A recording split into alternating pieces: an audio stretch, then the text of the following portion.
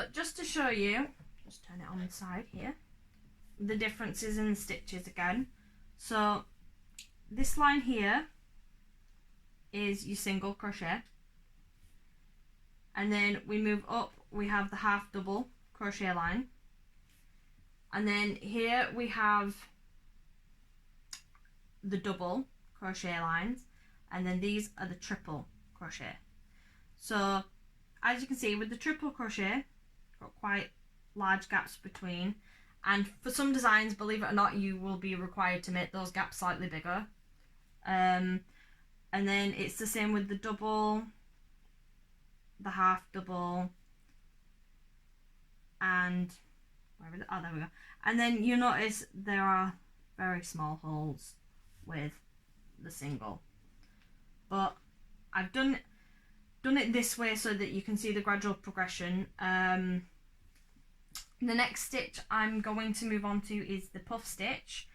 Now, because of how I'm doing it, because I'm doing it in a sort of bordered, square bordered. Now, I do know that the borders are a little untidy, but there are ways around that. You can sort of crochet around to make them neater, but just to keep them as neat as possible, I've chained 3 before going into the puff stitch. What you do for a puff stitch is you wrap the wool round like you would for a double crochet. You go into the stitch, pull through, wrap around the wool again, go into the stitch, pull through.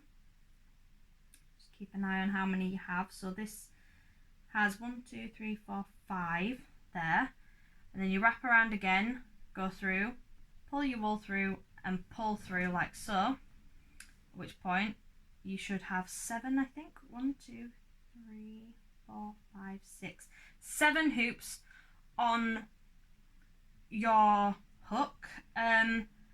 Most designs and patterns that I've done so far require 7 hoops. I think I have seen one that required a slightly bigger puff, so I think they had about 8 or 9 hoops on their hook, but I'm just going to show you the 7 one because it's the most common sized puff stitch I've seen. So once you've got your 7 hoops on your hook, you will grab your wool, and this can be kind of tricky even with really decent wool, and I'm working with wool that seems to want to part on me. There we go. And then you pull it through all 7, and then you simply chain 1 to hold it together.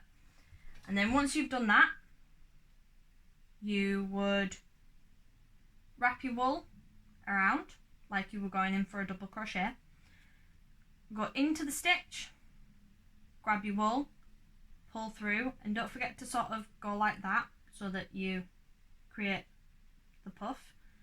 And then you grab your wool again, go into the stitch, grab wool, pull through, pull up, so 1, 2, 3, 4, 5 now. Go grab your wool, go back into the stitch, and that will be 6, 7, and then you pull through all 7 and then chain 1. I'm going to do that one more time for you so that you can see it again. So you wrap your wool as if you were doing a double crochet, go into the stitch, grab the wool, pull through, pull it through so you get length, and you should have, I've just realised I haven't been counting properly, so after that first you should have 1, 2, 3 hoops, then grab wool again, go in, hook, pull through, and then you have 1, 2, 3, 4, 5, grab wool again, go through 7 hoops, 1, 2, 3, 4, 5, 6, 7. And then you grab your wool, pull through all 7 loops, and then chain 1. Now I will again go to the end, do a second line, and show you the difference in the stitches. Okay, so yet again, editing. It's starting to look a little bit like a flower pot now, slash a poofy sleeve. But yeah, again, this is the puff stitch double lines here. Then you've got your triple, double, half double, single. And the puss stitch is quite a big stitch, so hence why it's fanned out the way it has. So just off camera, I did a row of single crochet so that I can start to show you how to do a rib stitch. So when you're normally doing a rib stitch, what you would do is you would chain however many the design requires, and then you would work into, so just put my hook into the hoop there, into the loop there.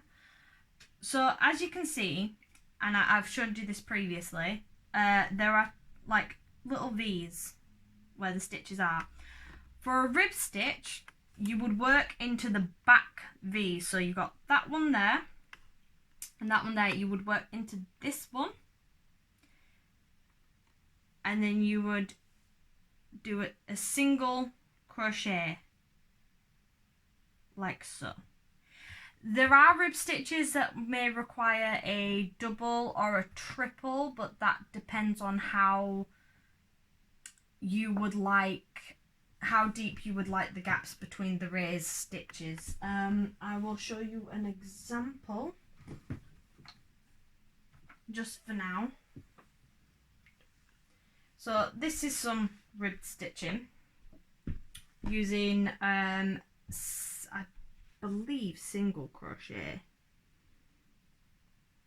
So these are single crochet rib stitching.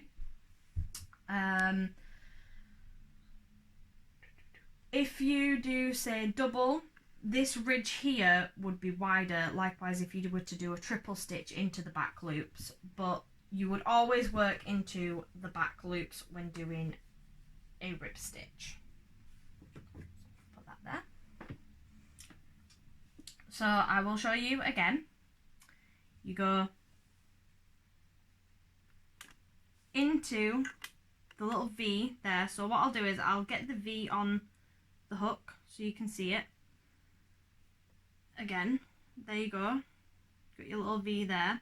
So rather than working through both stitches there like you normally would, the full stitch, what you do is you go into the backmost loop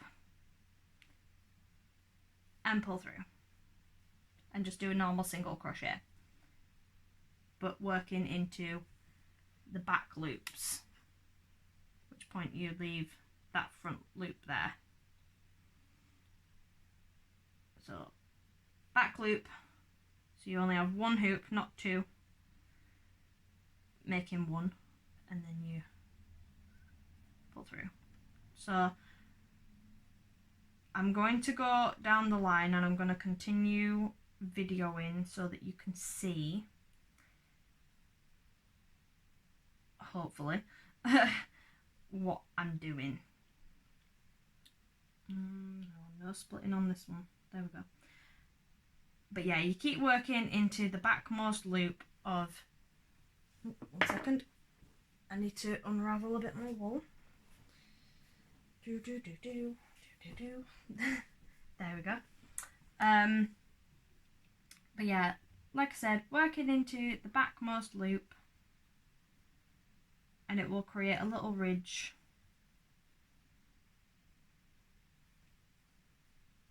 which will be the rib. So there we go. Just keep going and then I'll show you what you do after. So keep going. Sorry about this. Bit boring, I know, but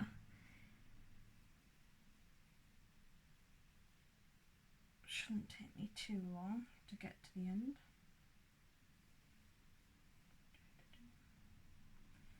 Almost there. So basically this stitch isn't all that different to what I showed you with the single crochet lines. You literally, oh, this is where it gets a bit difficult to find that back stitch. There we go. Found the back stitch and then thing. You're basically going back and forth, doing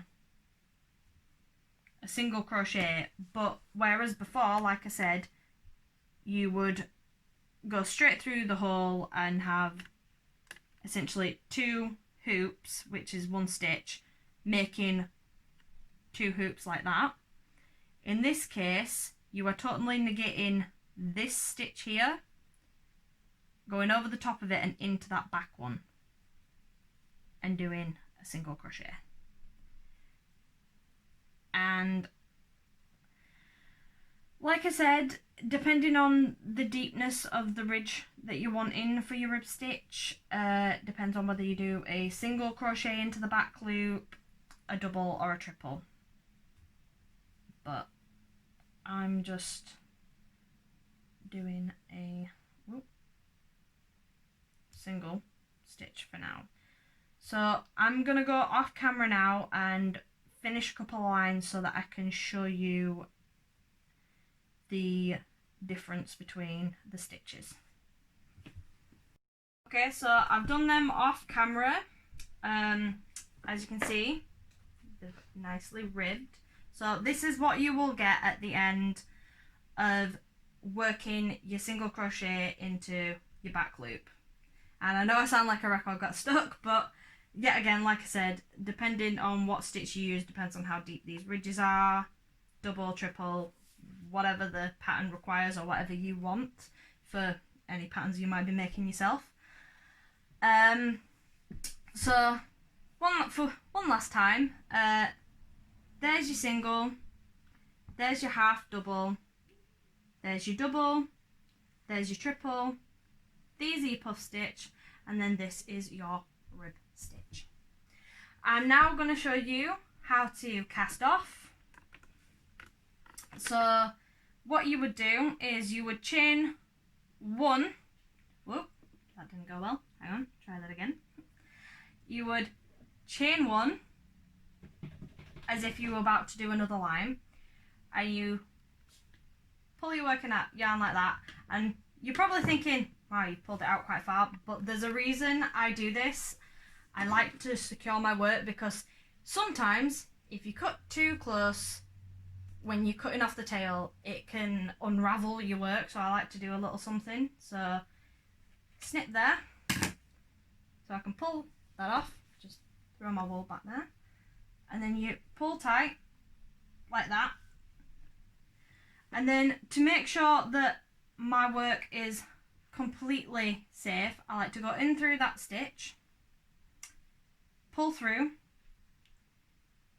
do a slip stitch, so basically just pull through 1 stitch, which is basically like a chain, and then you pull the tail through, and it basically double knots. And then I like to also do a triple knot just for safety, because I have had work where I've worked really hard on it, snipped the tail too close, and it's just gone and unraveled on me, and it's devastating.